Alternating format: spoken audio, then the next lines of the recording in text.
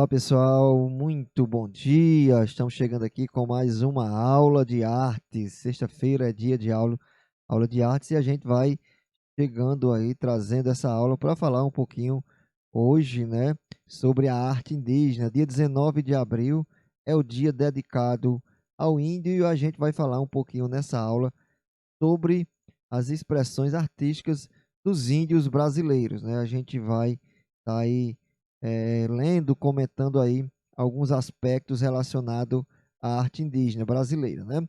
A arte indígena diz que está presente na essência do povo brasileiro, sendo pilares para a cultura do país. Ou seja, essa arte indígena, né? Ela também está presente na vida de nós brasileiros que talvez não se consideramos índios, mas a gente sabe que nossa etnia foi formada pela influência dos índios, então um pouquinho dessa arte, né? Eu digo um pouquinho, mas talvez não seja um pouquinho, sejam muitas manifestações artísticas estão presentes na nossa vida da arte indígena que talvez nós nem conseguimos, né? Conseguimos entender como forma de arte que foi influenciada na arte indígena, que foram os primeiros habitantes do território nacional, né? Antes dos portugueses aqui chegarem, os índios eram os habitantes da terra Brasil, do nosso país, né?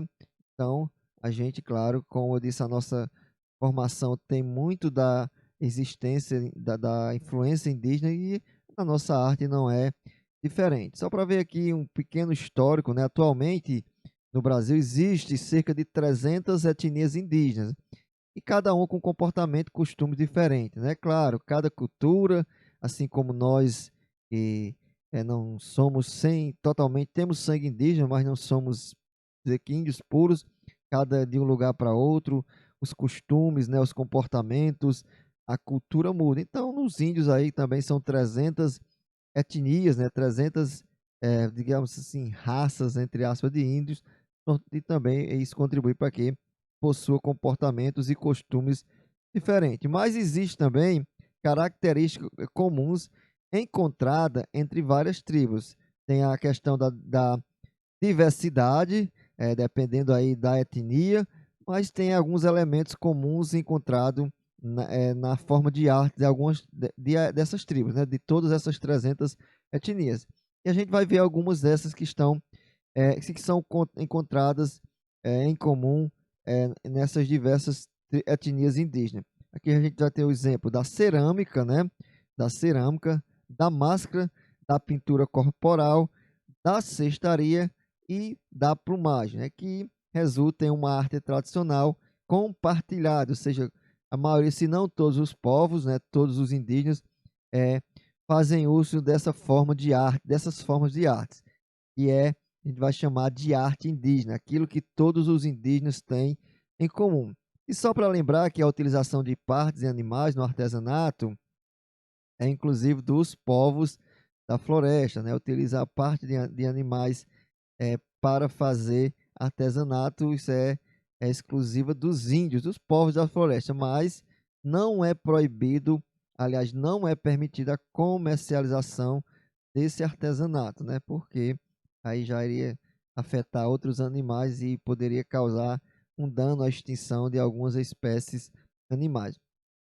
Também é preocupante constatar, né, que as expressões artísticas indígenas vêm sendo destruídas rapidamente, assim como a população indígena. A população indígena tinha, não sei dizer aí os dados oficiais, mas tinha milhões, milhares, milhões de indígenas e hoje restam pouquíssimas, né, pouquíssimos índios no Brasil e são destruídos, assim como a população é destruída, né, as expressões artísticas desses povos também vão desaparecendo porque não tem quem dê continuidade, tem tribos inteiras, né, etnias inteiras de índio que são destruídas e com isso também as suas expressões artísticas acabam sendo destruídas, sendo esquecidas porque não tem quem, é, vamos lá, quem dissemine, né, essa forma de arte. A gente vai trabalhar primeiro aí, ver um pouquinho sobre a cerâmica indígena. Tem aí a foto, que é uma peça de cerâmica da etnia Assurine, Assurine, né, que é do Xingu, no estado do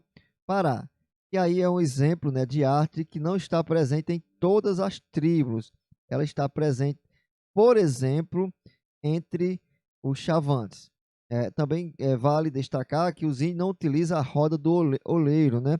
E assim sendo, consegue desenvolver impressionantes peças. Não sei se vocês já observaram, para fabricar peças de cerâmica, cerâmica é peças que não vamos associar cerâmica com aquele piso que nós colocamos nas nossas residências. Cerâmica são aquelas peças que são feitas a partir da argila, né, do barro. É, quando é se feita profissionalmente, utiliza-se uma roda, né? Coloca uma quantidade de argila naquela roda e vai modelando com as mãos. Já o índio não utiliza essa roda, eles utilizam somente as mãos. E se nós observarmos, por exemplo, essa peça, ela tem aí uma estética impressionante, né? Os índios conseguem aí somente com as próprias mãos desenvolver aí uma arte muito interessante, muito, como é que diz, que apresenta muita beleza. A cerâmica é produzida principalmente pelas mulheres, né? Que vai criar recipientes, vasilhas, né? É, como também esculturas, né? Para torná-la mais bonita, costuma usar pinturas com padrões gráficos próprios, né?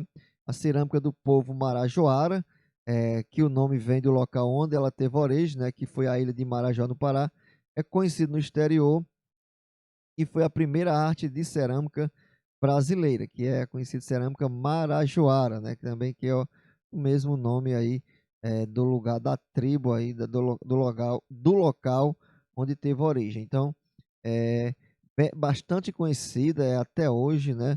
E diz aí, como falei agora há pouco, foi a primeira arte de cerâmica brasileira. Até hoje é bastante ainda conhecida, tanto no Brasil quanto mundo afora.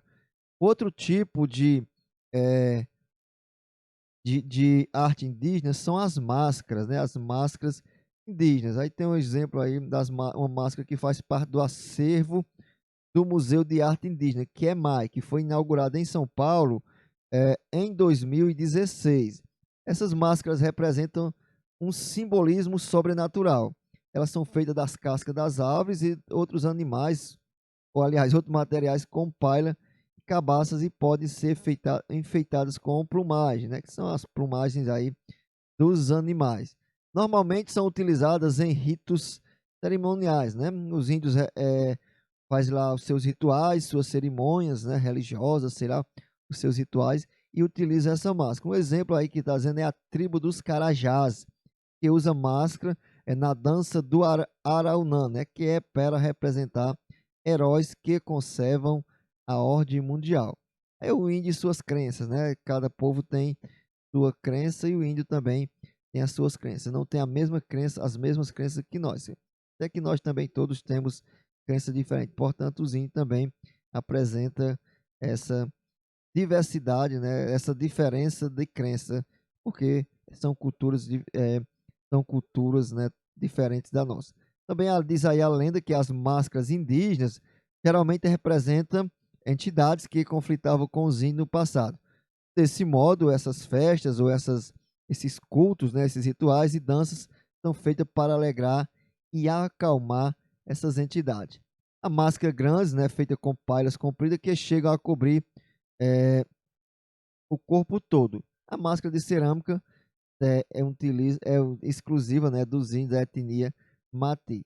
Uma outra forma que a gente vai ver aí é a pintura corporal indígena. Acho que vocês já perceberam, né, que os índios têm essa imagem aí. Os índios gostam muito de pintar uma espécie, né, como se fosse tatuagens, né, como se fosse tatuagens, mas eles se pintam aí com elementos que são encontrados na natureza. Então, ela é utilizada em certos rituais também de acordo com o gênero e a idade.